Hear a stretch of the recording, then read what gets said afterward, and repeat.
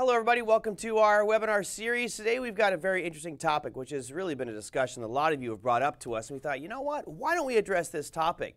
And it really has to do with who delivers the best returns. You know, if you sit out there in the industry every day, you watch these commercials that are touting this brokerage firm and that brokerage firm, and well, that's kind of phased away a little bit because we realize that the statistics show that many money managers can't beat the market. So we now have robo-advisors. Now robo-advisors are the next big thing, and we'll look today at money managers, robo-advisors, and the potential for you managing your own money. We'll look at some of the pros and cons and actually some of the rates of return and expectations that we should be thinking about when we look at these financial markets. So let's start off with a little disclaimer here to make sure everybody is on the same page. This is for educational purposes only.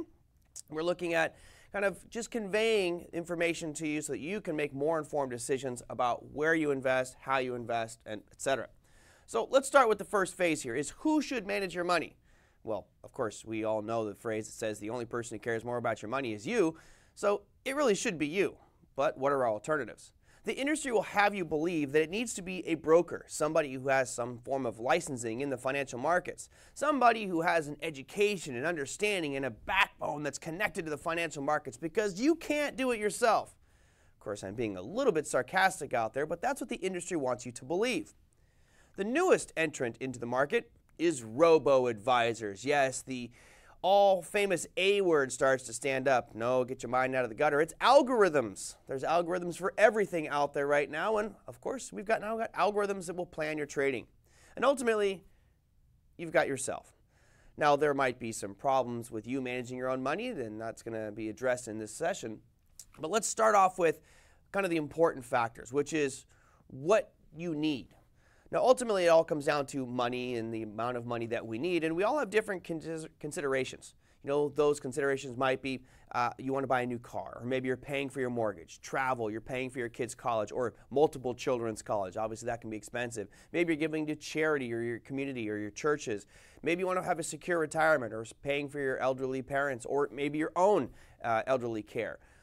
That number depends on you, and something that we talk about in our Proactive Investor course is really diving into these numbers and figuring out what everybody's rate of return is, what number we need when we finally get to retirement, or what numbers we need to achieve those specific goals.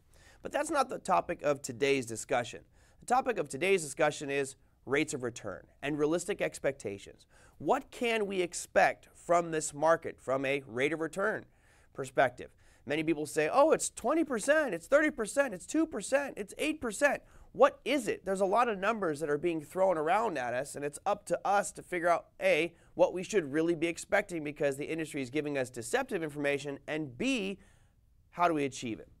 So let's take a step back real quick and look at the big picture for a second.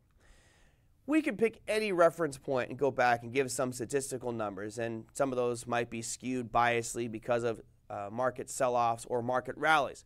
So we're going to take a look at the big picture here. Now, this is going back 56 years of the S&P 500, going back to 1962 and bringing us all the way through June of 2018 when we took this image.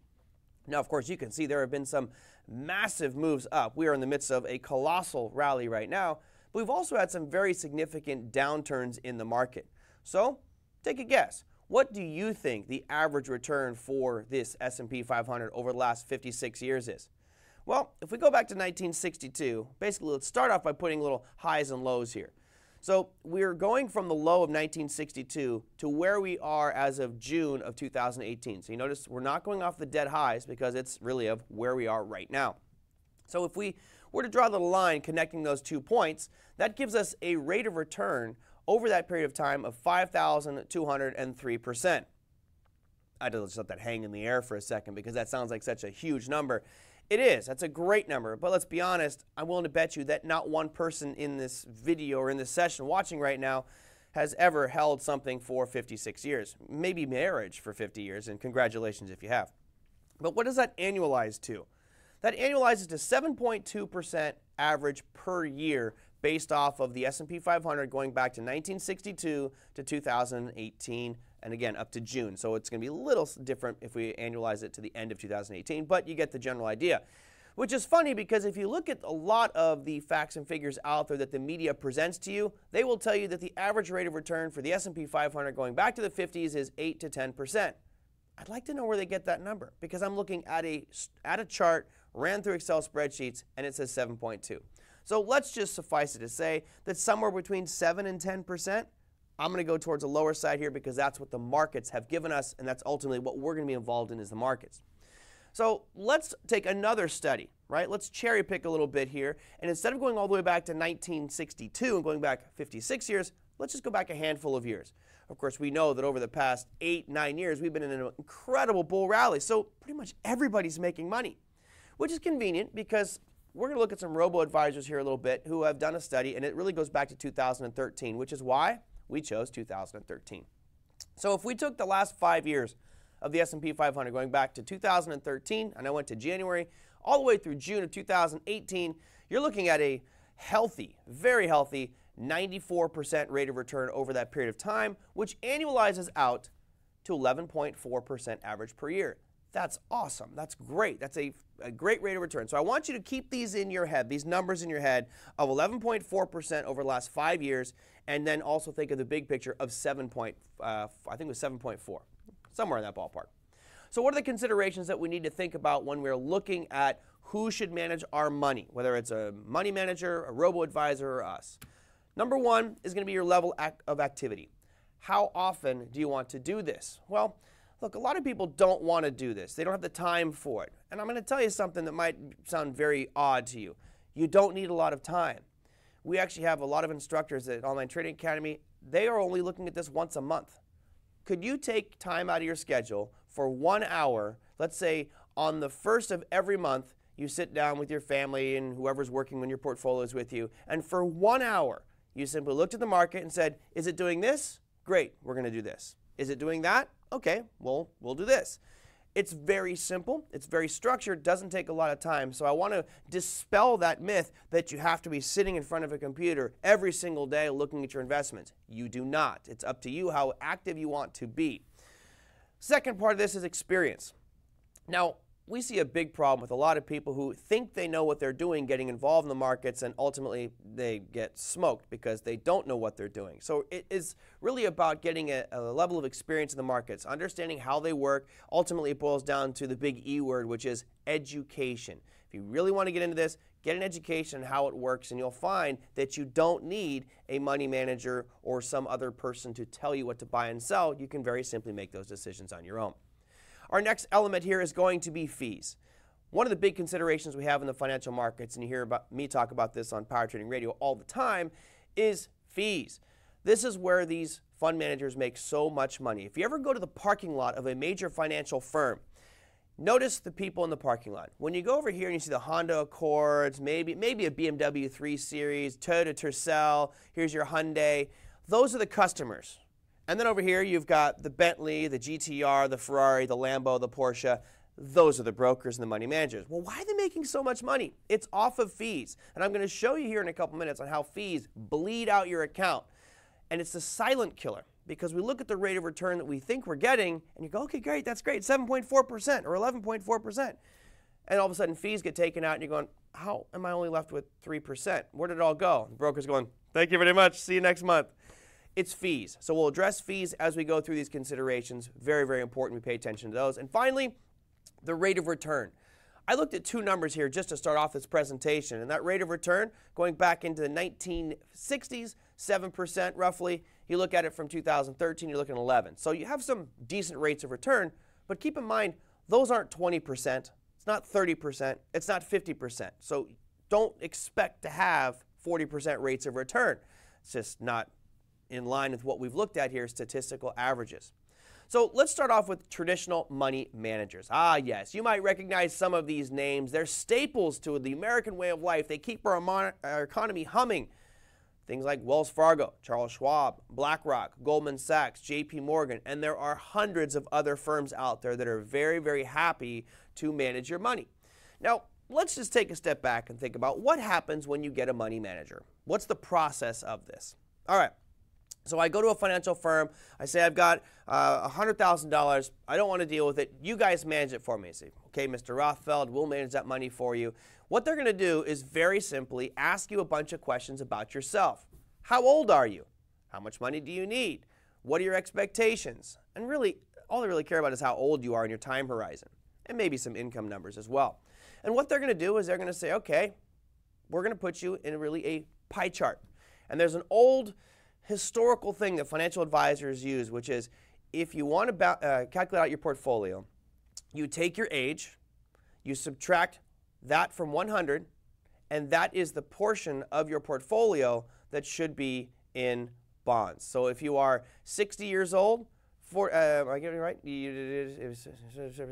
It's actually in equities. I got it backwards. That's how much of your portfolio should be in equities. So if you're 20 years old, 80% of your portfolio should be stocks, 20% bonds. If you are 80 years old, 80% of your portfolio should be in bonds, 20% in stocks. Way too cookie cutter. It is not a template that we should be using because all of us are different. So what are they going to do? They're going to do something like this. Very basic. They're going to say, all right, if you're really young, we're going to throw you in that aggressive portfolio. If you are middle to getting near retirement, we're going to put you in that moderate. And if you're in retirement, we're going conservative. Very cookie cutter approaches. And of course, what they're going to do, let's say we use the aggressive portfolio, which is off to the left here, which says 30% alternative investments, 20% bonds, and 50% in stocks. So what they will do is they will put you in an alternative investment ETF or a couple mutual funds, alternative investment mutual funds, alternative investment mutual funds, stock mutual funds, and bond mutual funds. So basically they're putting you in mutual funds and they're charging you a fee on top of the fund's mutual fund fee.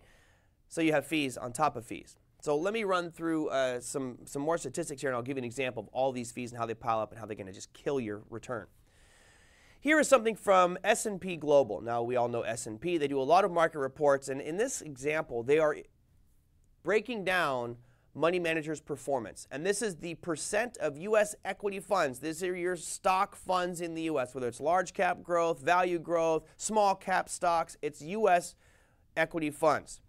And it's the percent of funds that were outperformed, the percent of U.S. equity funds outperformed by the benchmark. When I say the benchmark, we're talking about the market itself, which is the S&P 500. So 92 to 95% of the funds in the United States of America were outperformed by the market, which means that you have a 1 in 20 chance of picking a mutual fund that actually beats the market. Now, isn't it ironic that if we go through a financial or a management firm, one of these major companies out there, they're going to create a pie chart, create a portfolio, and put you in mutual funds, which, as you can see from this statistic, 92 to 95% underperform the market. So why don't you just buy the market? Well, they can put you in that too, but they'll also charge you a fee. And remember, on top of the fees for the funds they're putting you in, you're also paying a management fee to that individual who conveniently put you in these mutual funds. Ugh, it's a cycle that will not stop. And these fees come in many different forms. You have 12B1 fees, you have load fees, and those can come in the form of front end and back end. And I'll show you a visual example here right now of how that all works. So let's say you decide to do it yourself, and you just bought something like SPY, which is the S&P 500 ETF. So you buy $100,000 worth of that ETF, and let's say the market goes up 8%. So in theory, you should have $108,000 in your account now because you made 8% rate of return. Of course, we'll probably take out $20 for commissions. No big deal. But what if we went with a money manager? And we say, all right, I'm going to invest that same $100,000 through a money manager, and it goes up 8%. Now remember, I already said, and S&P statistics back it up, that fund managers can't beat the market. So if the market goes up 8%, these guys are probably only going to get you 6%. But let's be generous. Let's give them the benefit of the doubt and say they actually met the market, which statistically they do not do. So next piece here is disclosed costs. This is our 12B1 fees. And there's a bunch of other fees, but we've kind of lumped them in here into the 12B1. They call that the disclosed cost. So that's about 1.25%, and that is the average for funds in the U.S. You also have a load fee. A load fee means you have to pay for a privilege to buy into. That's a front-end load. You pay a fee when you buy in, or a back-end load would be where you pay a fee when you sell it. And that, let's say that's a 2% fee. So we started off at 8. We lose 1.25% for disclosed costs. We lose 2% for load fee. And then that manager, because he's got those nice credentials, a Series 7, he's a registered investment advisor, and he works for a major financial firm, we now pay him 1% fee as well. So at the end of the day, you look at your portfolio, which should be at $108,000, and now you're at $103,750. So who made more money in this? You or the firm that put you in these funds? It's actually the firm that put you in the funds. They made $4,250 off of you. Thank you very much. So clearly, that's not off to a good start as far as how we should be investing our money and who should be investing it for us. We started off with the traditional money managers. They didn't do so hot. Now, let's take the next step into the robo-advisors. Yes, open the pod bay doors, Hal. Let me tell you how to invest your money. We are all algorithmic happy. We hear about high-frequency trading, and that's taking over the financial markets, and there's computer algorithms for everything. They can calculate how much radiator fluid I need in my car, or how much dishwashing I need in my dishwasher. There's algorithms for everything out there. So why don't we convince the American people that an algorithm to plan your financial future is exactly what you need? We don't need to have that traditional money manager because we know they take a lot of fees. So we're going to give you an alternative to these people who are bleeding your accounts dry and give you a computer that's a lot cheaper, much more efficient. Isn't that great? Now you as the consumer have a choice. Really? Ask yourself this. If a money manager, traditional money manager, goes through college, gets all these educations and certifications that he's a fund manager, and all he does is say, how old are you? Okay, great. Here's a pie chart portfolio for you. What do you think the robo-advisor algorithm is going to do? You guessed it. They're going to ask your age, same input that you would have given to a living person. Now you're going to input it in a computer spreadsheet, and they're going to build a pie chart for you. And guess what they're going to buy? Mutual funds. That's right, which is, of course, going to hurt that rate of return. So you are going to get hit with the same basic fees, but they're behind the scenes. You're just not dealing with a physical broker or financial advisor. So here is the typical fees associated with a robo-advisor. And these are some of the major firms out there. You have Acorns, Betterment, Hedgeable, Wise, Banyan, and Wealthfront. And there's many, many more. Charles Schwab's been pushing big for the robo-advisor as well. Now, many of them have account minimums. Some do not, as you can see on this illustration. But we'll just assume that the average fee here is about 0.25%. All right. So if we know it's 0.25%, let's go look at the results. And this is from Senzu. It's a reporting firm for robo-advisors. Here is Wealthfront, Betterment, Wise, Banyan, and Acorns. Here are their rates of return since 2013. Now, if you recall from just a few minutes ago, I was showing you illustrations that showed from a physical chart that the market itself for the last 5 years, from 2013 to present, was up 11.4%. Are any of these funds beating that? Are they coming close? No. 11.4% is what the S&P was giving us so far since 2013 through June of 2018, and you notice that Acorns was the best at 8.32%. That means that 3%, actually call it 3.08%, has magically evaporated into the ether. That's because of fees behind the scenes. So they're not beating the market. This is the big illusion that these robo-advisors are pulling over on us. Now, this is kind of the funny part. For those of you who might be paying attention to the markets, as of June, we'll call it June 28th, 2018, which would be when we recorded this, we have a rate of return in the S&P 500 that is positive. We're actually up 0.5 percentage point in 2018. Yet Acorns down 0.64%, Wise Banyan down 1.33%, and then the real bad one, Betterment down 2.96%. So you can see right away there's a disconnect here. There's something wrong. And if we just sit down and we look at the numbers, it's clear that traditional money managers and robo-advisors are making money off of us and taking away our slice of the pie, or a big portion of the pie. In this case, with robo-advisors, we would actually have a gain for 2018 if we just bought the market.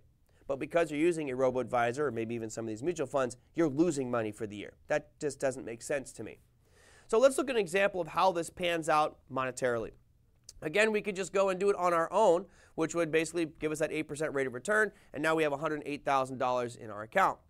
With the robo-advisor, same process, put $100,000 in there through the robo-advisor, and let's say it goes up 8%. Now I'm saying that sarcastically because is it going to go up 8%? Probably not, right? We're probably not going to see it go up 8%. Why? Because we just looked at illustrations on how they're not even beating the markets over 5 years or even this year. So you're probably, if the market goes up 8%, you're probably going to get 6.5%, maybe 6% out of your robo-advisor. But let's just be generous and give them that 8%. So we add in that take away 0.25%, you're basically getting 7.75% rate of return, and I would argue that that would be much, much lower. So it brings us to the final one here, which is you as that active investor. What do you need? What are some of the things that you need to pay attention to maybe manage your own money? We've already looked at the benefits of traditional money managers, which is simply traditional money manager does the work for you. Robo-advisor does the work for you. But what if you want to do it yourself? Is it that daunting? Is there that much that you need to pay attention to? Well, the answer is no, it's not that daunting, and you don't need to pay that much attention. Obviously, the more involved you are, probably the better rates of return you're going to get. But let's talk about what skill sets you need. I mentioned this one earlier. Education is number one. You need an understanding of how these markets truly work and how they are taking money out of your portfolio and where we can start to put that money back into our portfolio. So understand how it works. Understand risk management. This is key, and I'm going to show you some examples here on how just a basic understanding of risk management and implementing simple rules could have saved you thousands of dollars over the last 62 years. It could be hundreds of thousands depending on how much money you had in, and certainly bumped up that rate of return significantly by avoiding market drawdowns, which many of you might have felt between 2000 and 2003 and 2007 and 2009 when markets dropped about 50% respectively. We also want to talk about market timing. Oh, well, hold on a second. I watched the commercials and I talked to my financial advisor and he says that you can't time the market. I beg to differ, and I'll show you how. So market timing is where you basically sidestep any market sell-offs and you're using market behavior to find the best prices to buy in and get out of the markets, thus increasing your rate of return. And bottom line is, have a plan, have an approach. Just like you would go if you were starting a new business, you would go to a bank to get some money, you would have a business plan there for that, and they would give you enough money depending on your business plan. Without a business plan, they wouldn't give you anything.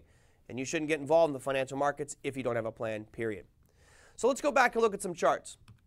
Going back to 1962, that 56-year run, you can see we've had an incredible move, right? It was 5,000 plus %.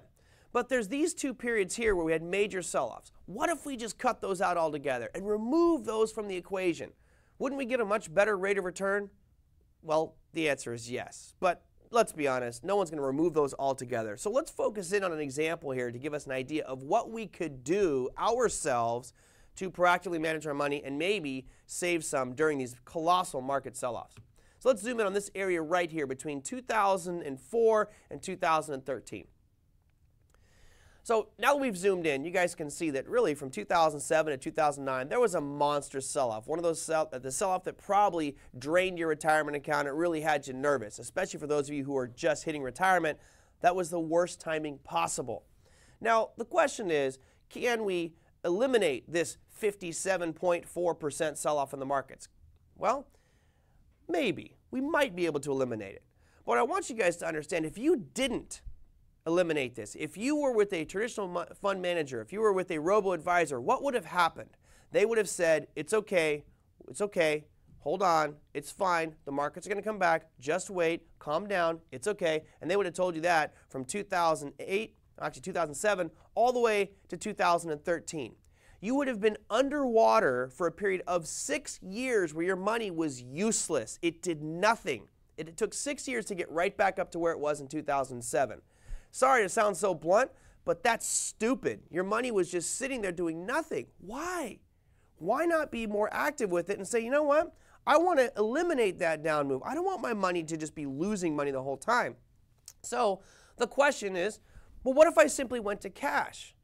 Well, let's be honest. Nobody's going to get out at the dead high and buy in at the dead low. That's just not going to happen. No one's going to make, well, somebody will make that claim, but it certainly won't be us here at Online Trading Academy. What is interesting is if you look at this and just set rules for yourself. I told you in the previous slide, what are the things that you need to do? It's to have a plan and understand risk management. So what if we set in circuit breakers for our portfolio that says, okay, if it goes past a certain point, I'm just going to go to cash. How about here? That's a logical point. This line right here is actually what got me kicked off CNBC in 2008. In January of 2008, I was kicked off of CNBC for saying if we break 1260 on the S&P 500, break out the bulldozers, we're going down in a big way. And after that, look what happened. We had a major monster market sell-off. Had I gone to cash there, I actually went short, meaning I was making money when the markets dropped. But if you went to cash in your long-term portfolio, you would not have suffered that massive sell-off. And then we could also set rules and say, okay, once it stops selling off, I'll set a rule for when I buy back in. And what if we bought back in here? What that would have done is it would have eliminated this entire red area of disappointment. That entire red area of market declines would have been removed from your emotions, your thoughts, and your behavior patterns. Really, from late 2017 to middle of 2009, you would have stayed out of the market altogether. So while the average fund manager is keeping you in the market and telling you to wait and be patient and be calm for 2.5 years, you're out and you're in cash while their clients are losing money. Now, the best part about this is we could buy it back in. So that red box, not only are we avoiding those losses, but we're actually buying back in cheaper. So right here where this green line is, that's where we would have bought back into the portfolio. So yes, our money was out of the market for, let's say, a year and a half. That's okay. But we actually got to buy back in, thus increasing our rate of return, buying back into these markets cheaper, where most clients of institutional money managers and robo-advisors were just holding on for 6 years underwater waiting for things to come back up. Which one sounds better to you? I don't know about you, but for me, it is clearly managing it and making sure I have rules in place so I save money. So let's look at the big picture here about which firm we should be going with. The pros and cons. If you are intimidated by the market, and let's be honest, it can be intimidating. Every single day we see massive gyrations in these financial markets, whether it's a tweet from our president or some bad news coming out from a company or a country. That can be intimidating. We get that. So if it's the point where you have a big pile of cash and you just don't want to do anything with it, you don't want to think about it, okay, you could go with a money manager or robo-advisor. Just remember that they're going to take a big slice of that pie for them to manage it for you. If you're okay with that, that's fine. But you know what? If you want, I would encourage you, I actually wish I would put it in this presentation, if you just took 1% and you compound that rate of return on 1% over the course of time, and you even start off with a small amount, it ends up being a large amount of money over time. So just think about every year that they're taking these 3, 4, 5% out of your rates of return, compound that year over year over year. And if you've got a long time horizon, you could be talking about hundreds of thousands of dollars that you paid to these financial firms that should be in your pocket. Just saying. All right, what about if you don't have the time? I think that this is an error in people's assessment of financial markets. People believe they need to go with a financial advisor or robo-advisor because you just don't have time to look at it. Well, I've already illustrated to you and told you, you just need maybe 1 hour a month. Pretty sure we could all set that aside. You know all those hours you say you're going to go to the gym and you don't go? Set aside one of those a month for reviewing your financial portfolio. And if you set up basic rules, these are things we cover in detail in Proactive Investor. If you just set up some simple rules, it might not even be an hour. It could literally be a 5-minute thing where you say, all right, we're in 4 positions. How's this one look? Okay, no, we'll keep that one. How's this one look? Oh, it broke below that level we said we're going to get out. Okay, close that, go to cash. What about this one? Done. All right, let's go back to the gym. Now we have 55 minutes to work out. So it doesn't take a lot of time. It's a very, very short process, but you have to understand what you're doing and the process of it. So if you don't have time, yeah, okay, robo-advisor or traditional fund manager, but I would argue you could just do it yourself if you don't have much time either. Now, if you want to be in control of your money, you want to call the shots and say, hey, here's where things are going, here's how I am allocating things, then you want to do it yourself. Set up your own accounts, set up your own everything, do it your way. But again, if you don't know what you're doing, don't do it yourself. Get an education, understand how to do it yourself the right way so that you don't make simple novice mistakes and throw even more money away. Next one here is, you want to learn something new. I don't know about you, but when I first started getting into the financial markets, I was very excited about it because the concept of taking a block of cash and turning it into a bigger block of cash is very appealing. But you're learning a new skill set.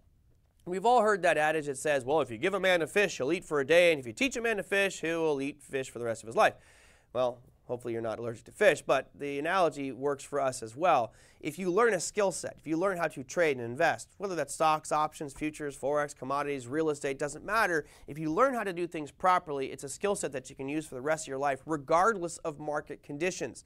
Instead, many people feel, again, they need a traditional money manager and a robo-advisor to do it for them. I would encourage you to do it yourself. Take that power away from them and keep more money for yourself, especially for those of you who might be worried about your job situations. Learn a skill set that you can use to generate income going forward. So that's a do-it-yourself. If you want to avoid fees, there's only one solution here, and that is do it yourself. Excessive fees are the hallmark of money managers. Robo-advisors give the illusion of being much cheaper, but then again, they're still putting you in mutual funds, which are charging fees on the back end, so the end number that you receive is lower. So that 0.25% fee we looked at earlier, don't let that be the deciding factor. Remember, that's the end result.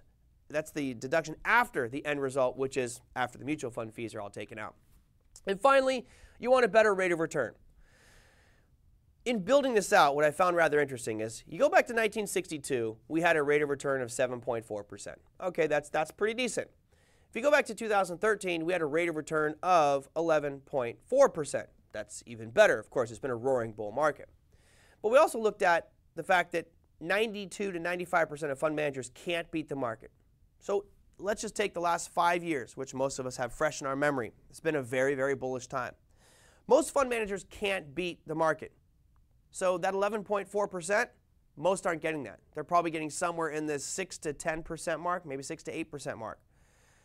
The robo-advisor is doing a little bit better. We saw them looking at, what, 7 to 8%. But where did that 3+% go? It went to them.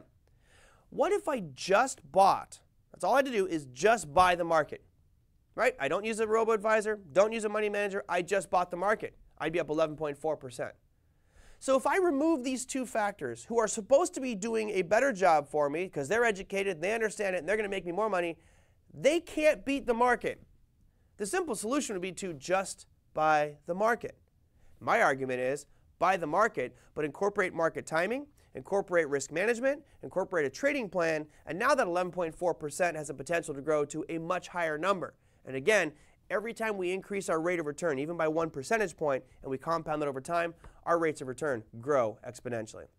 So hopefully this has been a good understanding of traditional money managers and how they make their money and their performance, robo-advisors, this all new super popular topic everybody's talking about, and how they make their money and their lackluster performance, and then ultimately you, the retail investor, take control of your money. You're going to get a better rate of return, you're going to feel happier about it, and you're going to be far more in control of what you do. These are some of the simple things we look at Online Trading Academy, and some of the simple things we look at Proactive Investor are those steps to empower us to take control of our own order flow, our own money, our own process, and our own plan, and custom tailor it to you. If you'd like to learn more, I would encourage you guys to visit at otacademy.com. Thanks for joining us today. We'll see you soon.